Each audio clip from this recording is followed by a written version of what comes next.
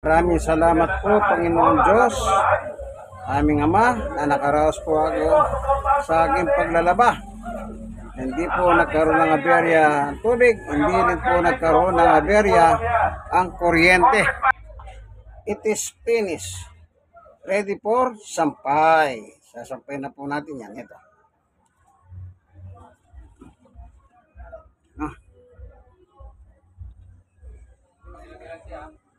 Ready for sampay. Kunin na natin, yaon natin dito sa washing machine at isasampay na po.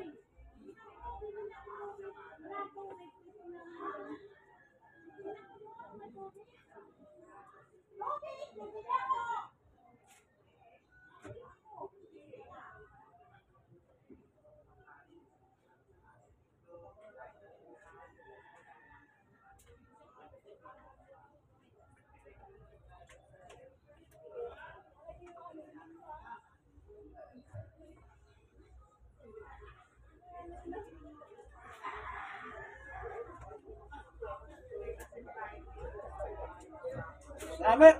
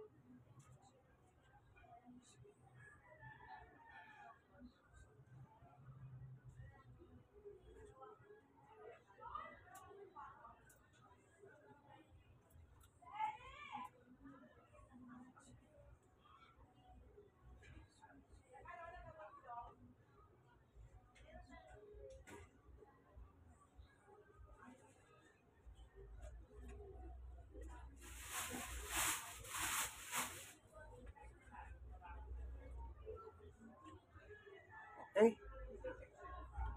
Inaahon natin.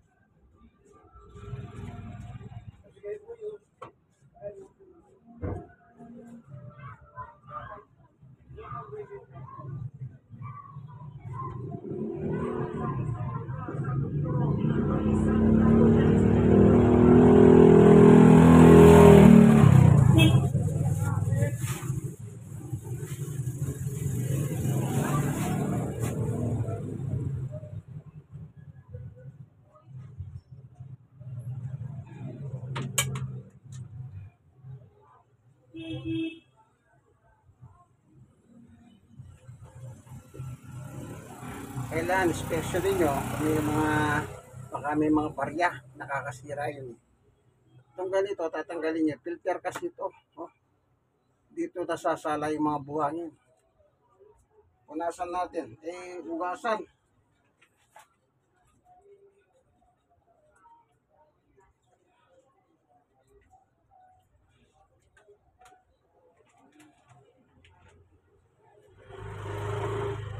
Yan. Tapos yung dito, kapain nyo. Kasi kung minsan meron dumi. Maliliit. So, isoli ninyo ito, itong filter dito. Okay, pasok natin to para makita ninyo. Ayan. Dito siya. Oh, ito.